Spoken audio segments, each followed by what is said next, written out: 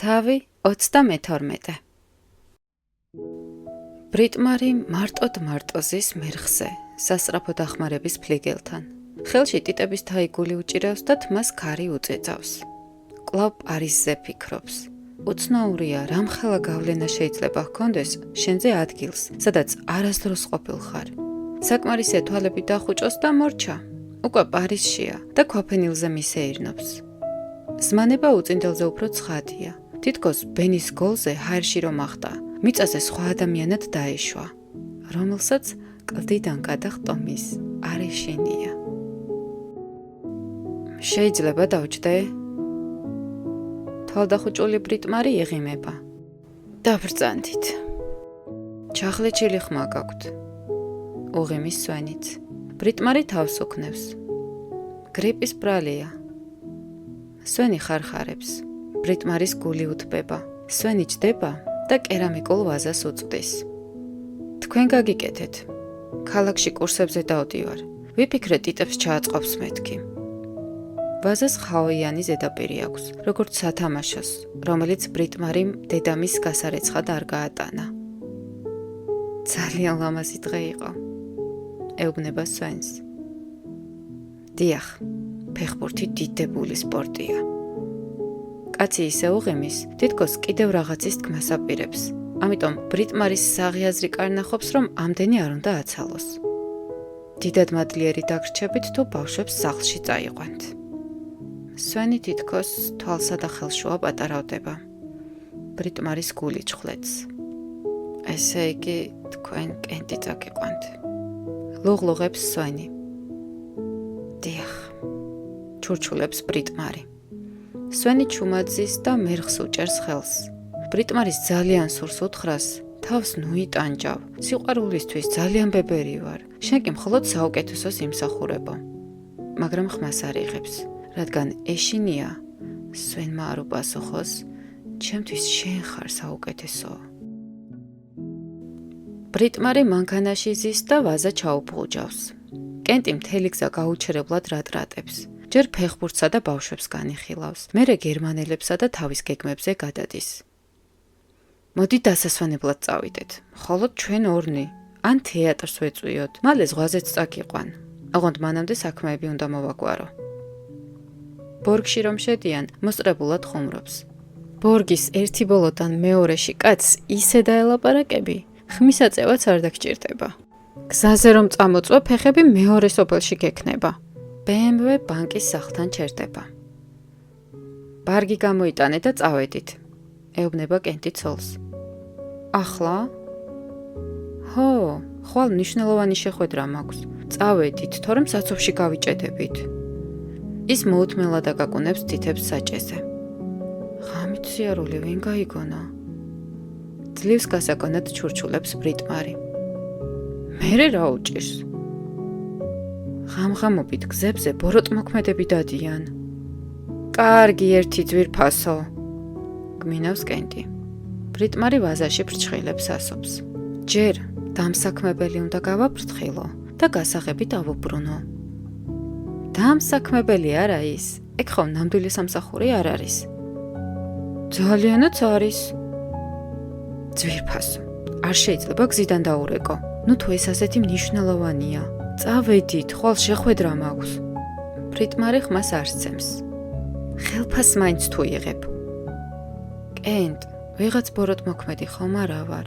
ღამით სიარული არ შეიძლება. კარგი, როგორც გინდა. ოხრავს კენტი. მაშინ ხვალდილით წავიდეთ. ვერ ვიჯერებ, რომ ამ სოფელმა ასე მოგხიბლა. ან ფეხბურთი როდის აქეთ შეგიყვარდა. ბრიტმარი ვაზაში ჩაწყობილ ტიტებს ასწორებს. მე კროსვორდი ამოვხსენი, სადაც მასლოუს პირამიდაზე იყო შეკითხვა. კენტი ტელეფონს დაჰყურებს, ამიტომ ბრიტმარი ხმას უწევს. ეს შეკითხვა კროსვორდებში ხშირად მხვდება. მასლოუს პირამიდის შესახებ გაზეთში წავიკითხე. პირველი საფეხურია საჭმელი და წყალი. ალბათ ჰაერიც. მეორე საფეხურია უსაფრთხოება. მესამე სიყვარული. მეოთხე კი თვითშეფასება. პირამიდის სათავეში თვითრეალიზაცია დგას. ბორგში ყოფნა ჩემთვის თვითრეალიზაციაა. თუ თუმცა შენეს ალბათ სრულ სისულელით მიგაჩნია. კენტი ძლივს წყვეტს თვალს ტელეფონს და ცოლს უყურებს. თან ღრმად და ხმამაღლა სუნთქავს, როგორც ჩაძინების წინ იცის ხოლმე, სანამ ხრინვას ამოუშვებდეს. დიახ, ყველაფერი გასაგებია. შენი კარგად მესმის ძვირფასო. თვითრეალიზაცია დიდებული რამ არის. ხომ მიაღწია მიზანს? ახლა დროა სახლში დავბრუნდეთ. ბრიტმარი მაგრად უჭერს ხელს ვაზას და მანქანიდან გადადის. დასწყევლოს ღმერთმა კიდევ რამდენ ხანს უნდა იმუშაო? 3 კვირა. 3 კვირის შემდეგ რა სიზამ? უმუშეური სტატუსით დარჩები ბორგში?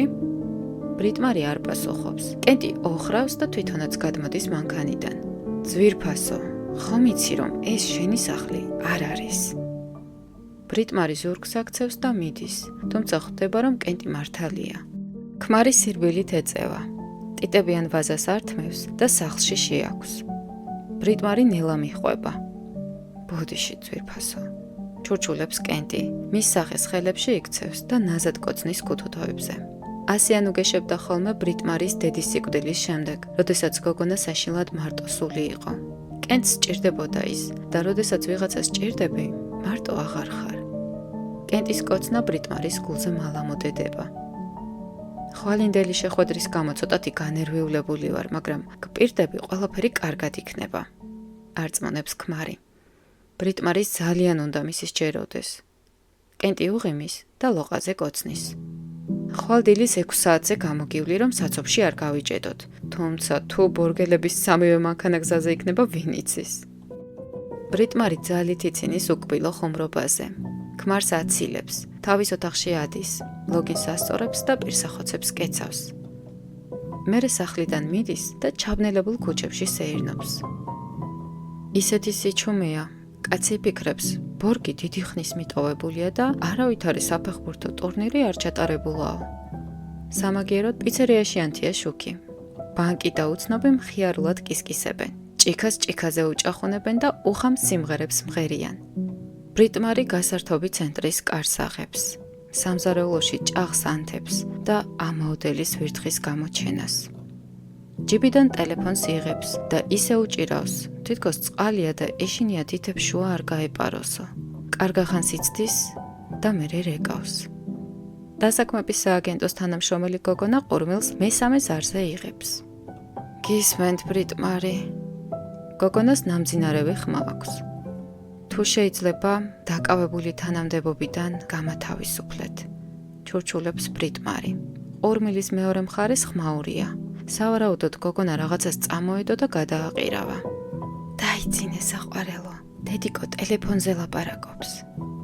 რა ბრძანეთ? უკაცრავად, მე და ჩემს შვილს დივანზე ჩაგვეძინა და არ ვიცოდი შვილი თუ ყავდათ. 2 ქალიშვილი მყავს. გოგონა აშკარად სამზარეულოში გადის და ყავას იმზადებს. რომელი საათია? ყავის დასალევად ძალიან გვიანია. რით დაგეხმაროთ ბრიტმარი? მინდა გაცნობოთ, რომ მუშაობას ვეღარ გავაგრძელებ, სახლში უბრუნდები. ტურნირმა როგორ ჩაიარა? ეს შეკითხვა ბრიტმარიზე ძალიან მოქმედებს. ვინ იცის? შესაძლოა ბენის გოლმა მართლა სხვა ადამიანად გარდაქმნა. ის გოგონას ყველაფერს დაწვრილებით უყვება.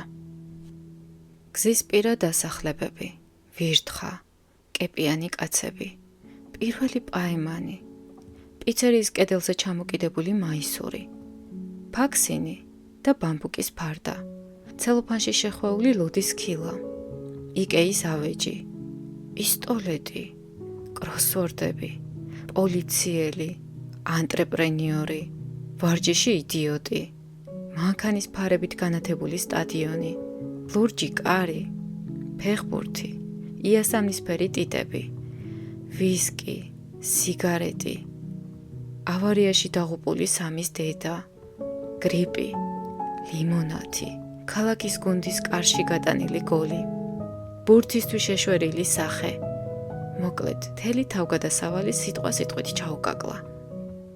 ალბათ სისულელეთ გეჩვენებათ. ამთავრებს ბოლოს.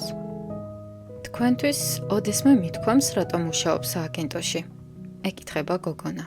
ვერ წარმოიდგენთ რისი ატანა მიწევს. ზოგი ადამიანი ძალიან ბოროტია. ერთხელ ვიღაცამ კონვერტით განავალი გამომიგზავნა. ბრიტმარი ახველებს. ნეტო როგორ დაუმიზნა? გოგონა ხითხითებს. ბრიტმარი გახარებულია, კიდევ კარგი ხმა ჩახლეჩილი მაქვს და გოგონას ჩემი სიცილი არ ესმისო. უცნაური შეგრძნება აქვს, თითქოს სკამიდან ჰაერში აიწია. იცით რატომ მუშაობ დასაქმების სააგენტოში? არა? დედაჩემი მთელი ცხოვრება სოციალურ სამსახურში მუშაობდა და სულ ამბობდა, ხანდახან ამდენ საძაგლობაში მხიარული ისტორიაც გამოერევა, რომლის გულისთვის ყველაფრის ატანა გიღირსო. ჩემი მხიარული ისტორია თქვენ ხართ, ბრიტმარი. უკვე გვიანია, ძალიან გაგვეგრძელდა. ლოღლოღებს ბრიტმარი. ხვალ დაგირეკავთ. კარგი? ტკბილი ძილი. თქვენც ასევე. კარზე აკაკუნებენ. ბრიტმარი ფიქრობს, ალბათ ვირთხა მოვიდაო, მაგრამ ახსენდება, რომ ვირთხები დაუკაკუნებლად შემოდიან, რადგან ადამიანებით მუშტს ვერ კრავენ. გარედან სამის ხმა მოისმის. არის აქ ვინმე? ბრიტმარი კარისკენ მიქრის. მშვიდობაა? ავარიაში ხომ არ მოყევი? არა, საიდან მოიტანეთ? მშვიდობა რომ იყოს, ტვერსაზრუტის გამყიდველივით გაუფრთხილებლად ვინ დამადგებოდა თავზე ამ შუაღამისას? სამი იცინის. გასართობ ცენტრში ცხოვრობთ? სამი, ნუ თუ ვერ ხვდები. დაწყნარდით, მანქანიდან დავინახე განათებული ცენტრი და ვიფიქრე იქნებ ვისკი ან სიგარეტი უნდოდეს მეთქი. გამორიცხულია. კარგი, გასაგებია.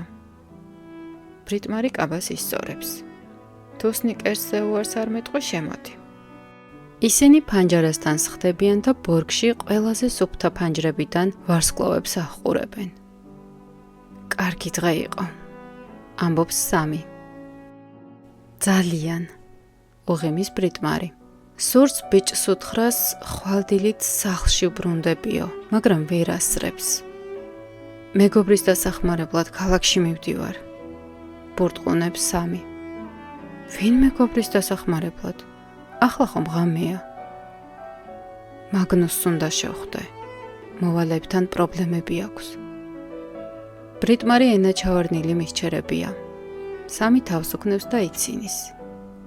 ვიცი, რასაც ფიქრობთ, მაგრამ ეს ბორგია, ბევრ რამეს პატიობთ ერთმანეთს. სხვანაირად მეგობრები აღარ დაგვრჩება.